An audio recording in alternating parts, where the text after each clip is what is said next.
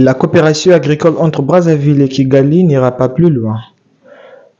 Le contrat amphithéotique conclu il y a 3 ans et qui devait permettre aux Rwandais d'exploiter des terres congolaises à des fins agricoles est désormais caduque.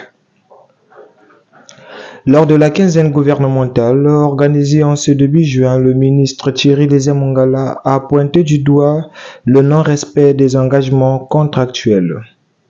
La fameuse histoire des terres rwandaises, vous vous rappelez, la polémique, la salive, l'encre que tout cela a fait couler. Mais pourquoi vous ne vous êtes pas demandé quelle a été la suite? Pourquoi on n'en parle plus? Parce que tout simplement, le dossier est terminé. Pourquoi il est terminé? Le Premier ministre, dans ses communications diverses, vous avez dit ceci. Ce sont des autorisations provisoires, des autorisations fragiles, qui dépendent de la réalisation par les entreprises rwandaises concernées d'un certain nombre de réalisations ou d'un certain nombre d'actes. Eh bien, on avait une date butoir qui était au 8 décembre.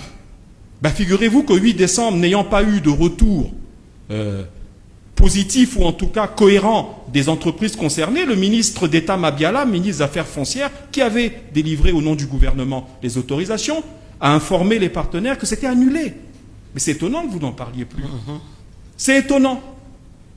Parce que quand ça va mal, on en parle. Quand les choses se passent de manière juridique, de manière posée, de manière concrète, on n'entend plus personne. C'est assez curieux. C'est assez curieux. Donc voilà, vous pourrez reporter, mais je le dis ici à la quinzaine, le dossier dit des terres rwandaises est terminé. Puisque, faute pour les partenaires privés concernés d'exécuter leurs obligations, ça a été annulé. Depuis sa signature, l'accord avait été vivement critiqué. Plusieurs citoyens y voyaient une forme de dépossession des terres congolaises. La décision du gouvernement apparaît donc comme un revirement stratégique dans un contexte régional où les questions foncières deviennent particulièrement sensibles.